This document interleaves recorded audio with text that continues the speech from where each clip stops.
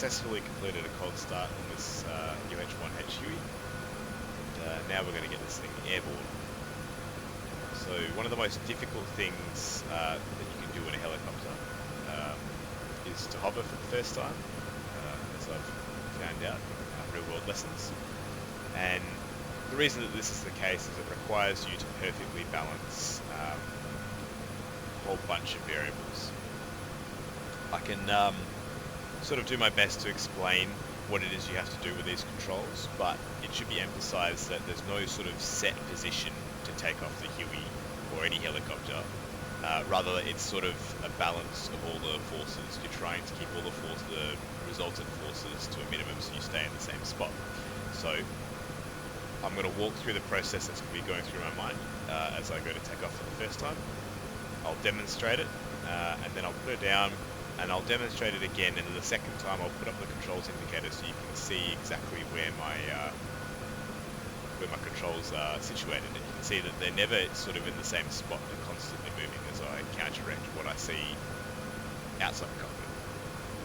So, as I explained in my last video, as I raise this collective, the pitch of the blades is going to increase, which will generate more lift. Normally the engine RPM would decrease due to the extra drag on the blades, but we have a governor which will automatically correct for that and manage the engine RPM for us.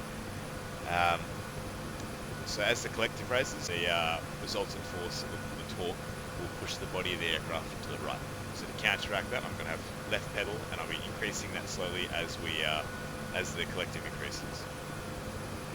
Now I know that the Huey is a bit nose heavy, so I'll bring the cyclic stick back to balance correctly, and that's not aerodynamic force, that's just to do with the fact that the natural tendency, so as you can see the skids here sort of angle the body of the aircraft up slightly. The natural tendency here is for the aircraft to want to balance itself out, so the body, if the skids weren't there, the body of the aircraft is hanging from the rotor mast, and the nose will want to dip slightly to balance perfectly level with the rotor mast. So to counteract that dipping of the nose, I'm going to pull the cyclic stick back, in addition to my left pedal, while I'm raising the collective. Now with all three of those controls set in those positions, the only resultant force left on the helicopter is this left pedal here, causes the tail rotor pitch to increase and to blow more air out the left side to keep this nose pointed straight. But the effect that that has is it actually pushes the whole body sideways. It strafes us sideways rather than turns us sideways. So to counteract that, I have a little bit of left cyclic as well. So here goes. I'm going to pick an object outside of the cockpit. In this case, I'm just going to pick this yellow strip on the cockpit. It's my hover target. And I'm just going to sort of imagine that that's fixed to the windscreen of the aircraft and try my best to keep it there in that same spot. So when the aircraft does something, so for example, if we start to turn, I'll counteract that with pedals. If it starts to drift, I'll counteract that with cycle. So here we go. I'm going to slowly raise the collective, and slowly, as I see the aircraft behave or react to this raise collective, I'm going to fix it, correct it with the other controls. So you can see the nose starting to dip on its own, so pulling the stick back.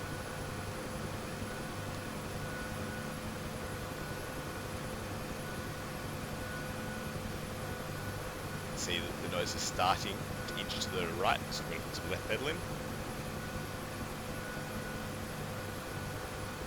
We're light on the skids now. So I'm going to put some left cyclic in to make sure we don't drift to the right. It's just a bit more collective. We're sort of balancing on the back two corners of the skids now.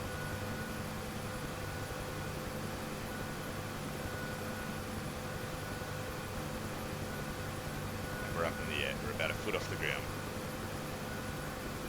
So again, I'm watching that same spot on the concrete, and I'm trying my best to keep it in the same spot on the windscreen.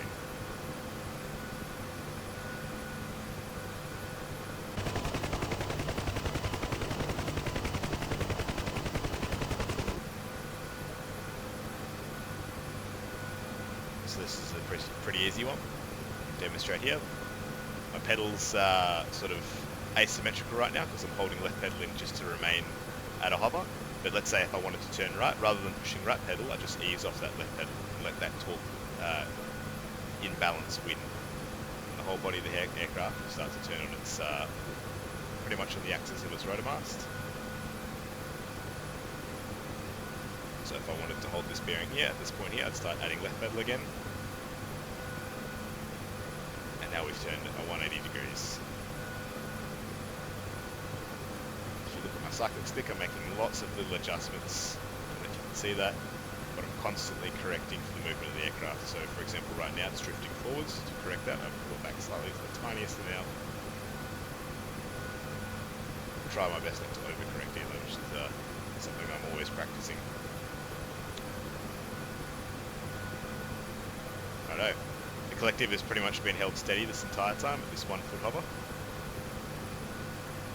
If I wanted to go left, I need to add more left pedal. Now with the governor off, we would have sunk just then because the tail rotor is demanding more power from the engine. But because the governor is handling engine RPM, it's automatically increased the torque for us.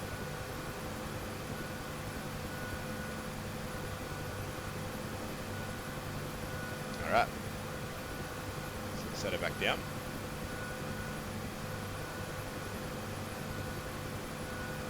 So you saw just there that just by lowering the collective the slight amount, I've had to readjust all the rest of the controls because the aircraft starts to move off in a different direction. It's a constant balancing act. Alright, collective is bottomed out. What I'm going to do is turn on the controls indicator. I'll explain what's going up here. So up on the top left you see the main crosshair here in the middle. That indicates cyclic stick, so you can see from a bird's eye point of view where I'm putting them. So aft, left, right, forward.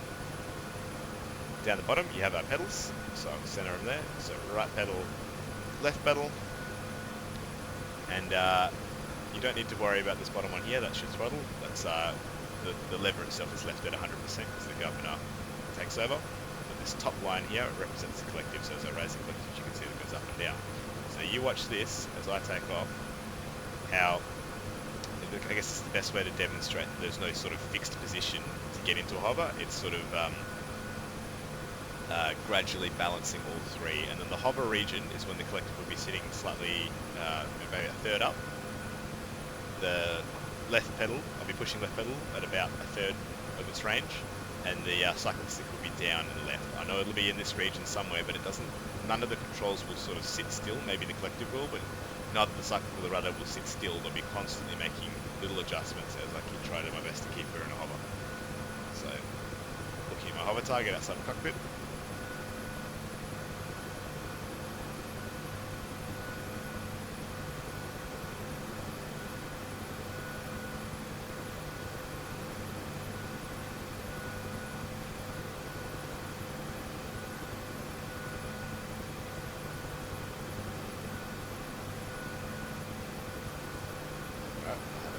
Mostly stable hover. You can see the controls are sitting pretty much where I expected. You can see the collective is closer to 2/3 up the amount you can travel. And it just goes to show just how much power is required to hover. The downforce of the rotor disc is perfectly matched with the weight of the aircraft, and it's doing all the work right now. So I feel like this is a good time to demonstrate translational lifts. We'll hover taxi over to the runway, and the way we do that is when we're hovering, we're sort of counteracting all the controls, or counteracting all the forces, and perfectly balancing this aircraft. So if I want to go somewhere, I can just let one of the forces win. So I'll just let the forward tilt win, and I'll give us some right rudder, and I'll follow this yellow line out to the airstrip.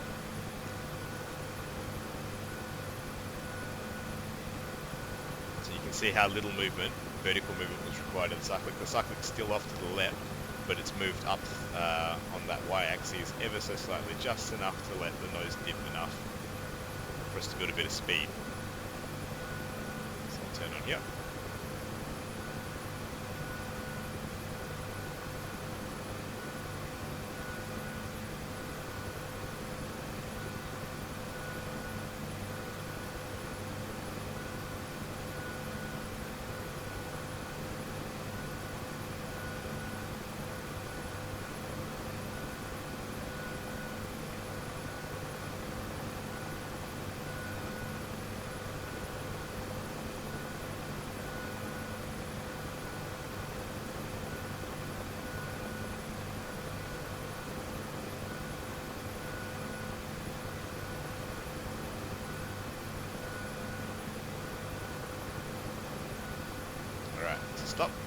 exact opposite, add a bit of rear cyclic to arrest our motion, and once we're back into a hover, and it's a pretty familiar arrangement of the controls again. Alright, so right now the rotor disc is the only thing keeping us in the air. It's requiring quite a bit of engine RPM. We're running pretty close to the red line, like maybe the upper region of the green nominal region. And you got to remember, this is an unloaded Huey. There's no weapon mounts, there's no crew, there's no cargo or passengers. This is just carrying its own fuel, and even then I don't even think the fuel tanks are full. So this is probably the most ideal conditions for the Huey. In reality, these things would be packing a lot more weight than this, so we would need more engine power just to hold this hover. And in some cases, the load carried by the aircraft can exceed the available power that the helicopter has to hover. So you might find in some cases where you're loaded especially heavy that you won't be able to get to a hover at all. And in that case, there is still hope for you yet. You can do what is called a running takeoff, which requires a bit of forward speed, and you can take advantage of translational lift, which I'll demonstrate now. At about, maybe just under the 20 knots mark, when we gain a bit of forward airspeed here, the clean air entering, or that we're flying into, basically undisturbed clean air, is taken up by the rotor disc, and so the rotor disc becomes a little bit more efficient. But in addition to that, the rotor disc itself, the whole plane, acts as a great big wing, and we essentially start flying like a plane would, really. We have that additional lift helping us out, so that it's not all the downforce of the rotor blades keeping us in the air. So to demonstrate this, I'm going to leave the collective exactly where it is. You can verify that the controls in the top left. I'm not going to touch it at all. In fact, I might add just a little bit more power to get us to a slightly higher hover. Okay, I'll hold this there. Let's see where it settles at. I'd say about 6 foot hover. There we go. Alright, so one of the two main things to watch here, and I'll do it twice over so you can watch it. Maybe for the first time, watch the controls indicator. I'm going to let the forward vector win, or the forward velocity win, and just let the aircraft dip its nose and start flying forwards.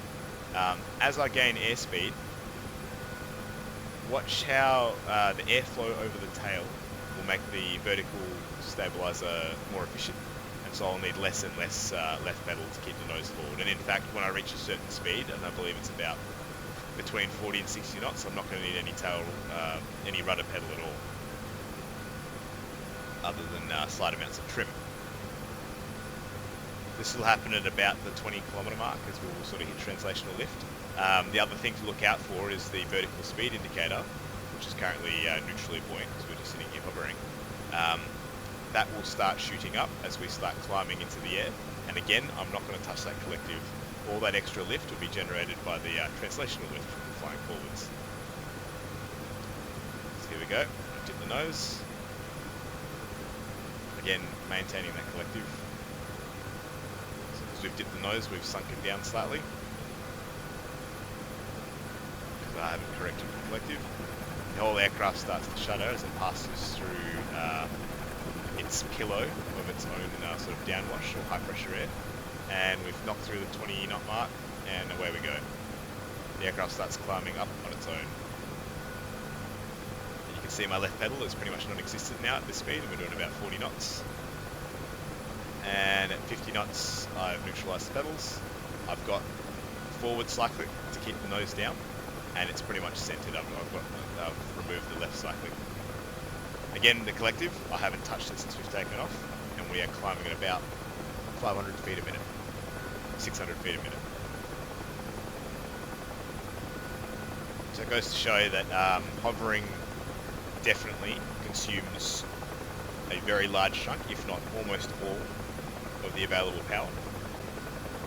Alright, so we're flying close enough to straight and level at 280 feet above the ground. We're not climbing or sinking at this point. I'm holding the cyclic stick far enough forward that any power from the collective is actually contributing to our speed, and so we're sort of cruising at about 85 knots in the turn. In the turn, due to side slip, we're going to lose a bit of altitude, so you can see we're starting to sink. So to counter that, I'm going to raise the nose, which has the tertiary effect of slowing our speed down.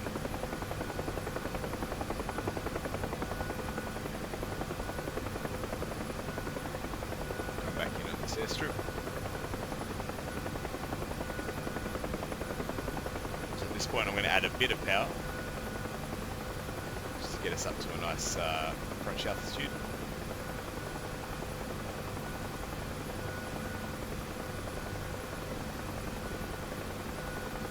Alright, I'm going to gain a bit more altitude just so I can demonstrate when we descend how the pedals react.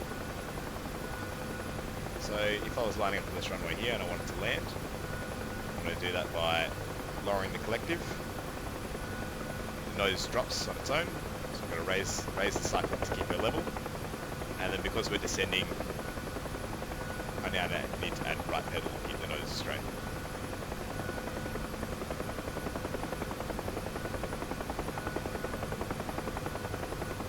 So when we're descending, it's the exact reverse of when we're climbing.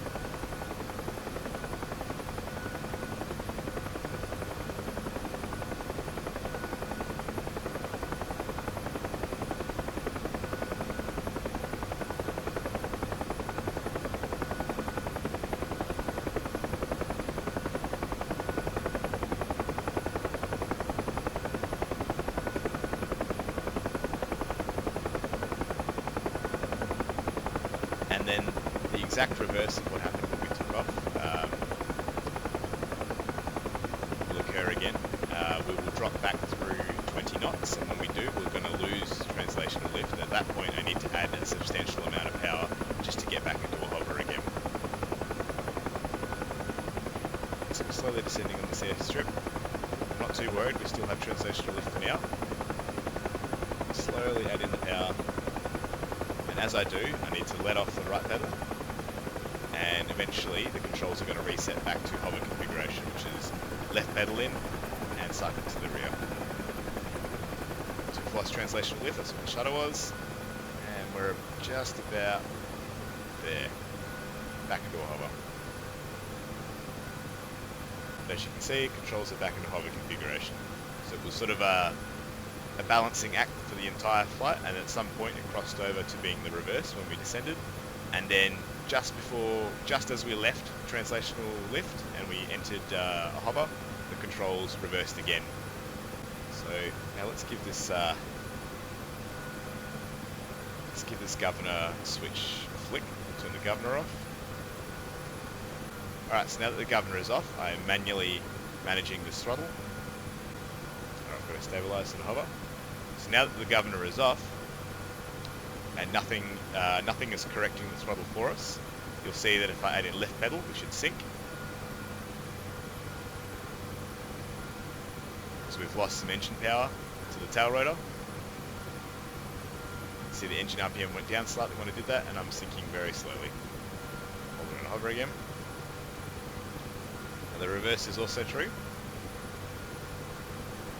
Again, watch that engine RPM. So if I put right pedal in, now all of a sudden there's a surplus of engine power, so the tail is demanding less, and we'll climb.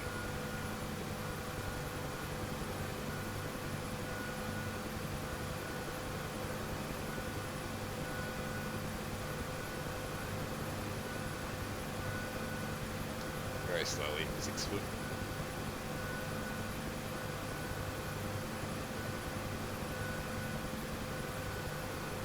So 7 foot. That's about all that we're going to get. It's pretty slow.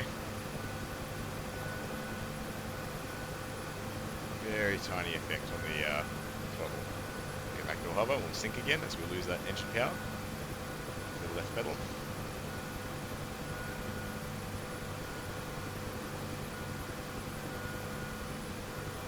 Back down we go. Alright, cool. Put the governor back on.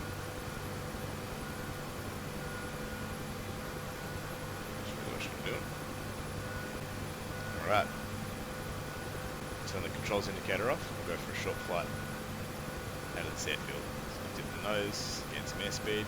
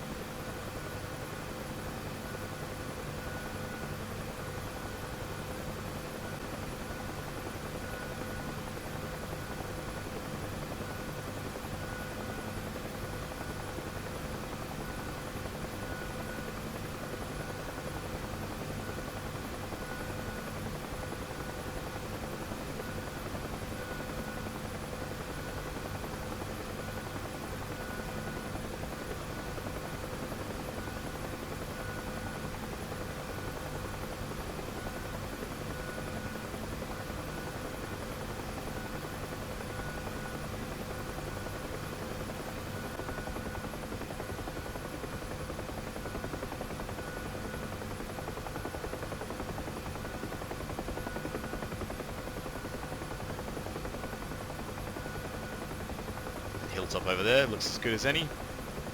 Make a turn for that.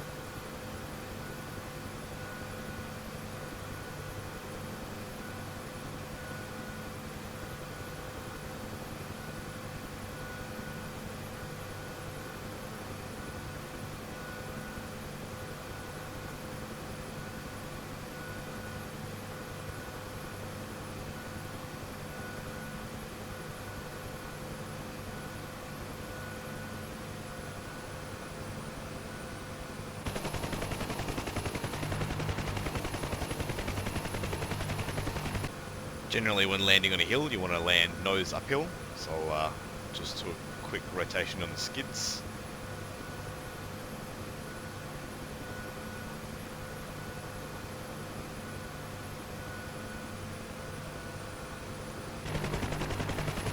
Yeah, slight incline landing here on this hill, and because I know my rear is clear,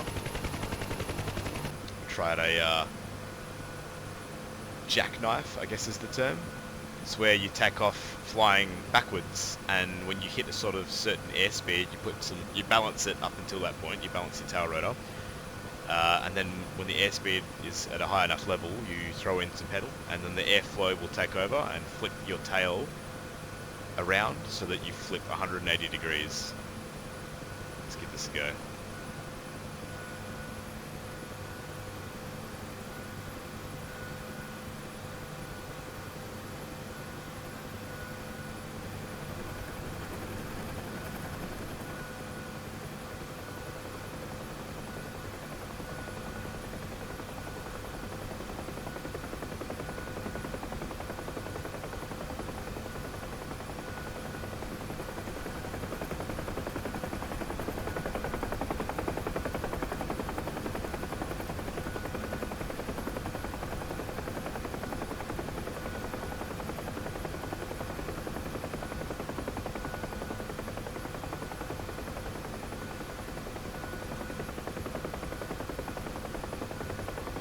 Power lines.